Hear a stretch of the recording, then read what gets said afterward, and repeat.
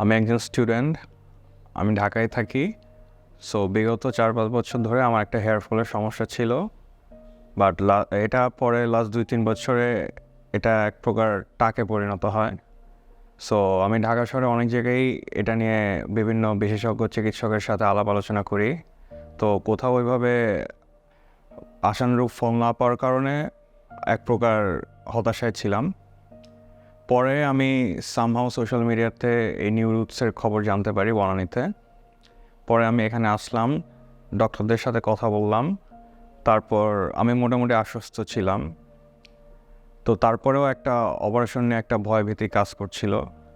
So যাই হোক, সবশেষে আমি গতকাল আমার অপারেশনটা করি।